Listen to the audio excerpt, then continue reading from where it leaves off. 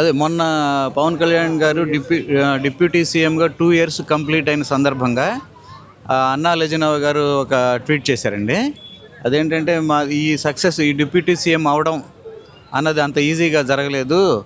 ఒక ఒంటరి పోరాటం చేశాడు ఆయన. 2014లోనే ఆయన పార్టీ పెట్టారు. ఫస్ట్ ఎలక్షన్ ఆయన వదిలేశారు. తర్వాత 19లో పోటీ చేశారు. 2019లో అది పోటీ చేసినప్పుడు కూడా 2 స్థానాల్లో ఆయన ఓడిపోయారు. ఆయన ఓడిపోయినప్పుడు ఎన్నో కామెంట్స్ వచ్చినాయి, ఎన్నో అవమానాలు వచ్చినాయి, ఎంతోమంది ఎగతాళి చేశారు.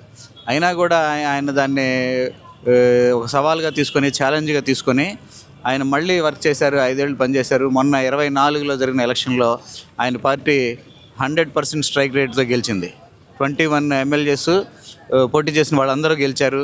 వాళ్ళ కూటమి ప్రభుత్వంలో ఆయన డిప్యూటీ సీఎంగా పనిచేస్తున్నారు. ఇప్పుడు మొన్న 2 ఇయర్స్ ఆ పీరియడ్ కంప్లీట్ అయినప్పుడు ఆవిడ అన్నా లెజినవ్ గారు అలా ఒక ఉద్వేగంతో ఈ ఒంటరి పోరాటంలో ఆయన 12 ఇయర్స్ పాటు ఎన్నో అవమానాలు భరించి, అఫ్కోర్స్ 2 ఇయర్స్ బ్యాక్ ఆయన గెలిచారు కనుక 10 ఇయర్స్ పాటు ఎన్నో అవమానాలు భరించి నిలబడి ఇవాళ ఈ స్థాయికి వచ్చారు. అది అంత ఈజీగా వచ్చింది కాదనే ఉద్వేగంతో పోస్ట్ చేయడం జరిగింది.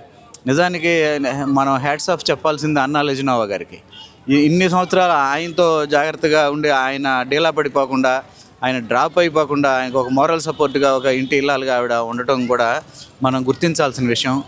ఆవిడని అభినందించాల్సిన సందర్భం కూడా ఇది. నిజానికి 2 ఇయర్స్ మీరు డిప్యూటీ సీఎంగా కంప్లీట్ చేశారు, కంగ్రాచులేషన్స్ పవన్ కళ్యాణ్ గారు అని అందరూ చెప్తున్నారు. కానీ మనం కంగ్రాచులేషన్స్ చెప్పాల్సింది, అభినందనలు చెప్పాల్సింది అన్నా లెజినవ్ గారికి కూడా.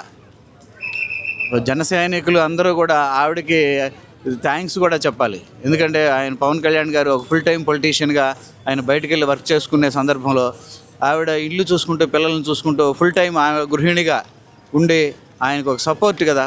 ఒక ప్రతి మగవాడి విజయం వెనక ఒక మహిళ ఉంటుంది అంటారు కదా. ఆ మహిళ పవన్ కళ్యాణ్ గారి విజయం వెనక ఉన్న మహిళ అన్నా లెజినవ్ గారు.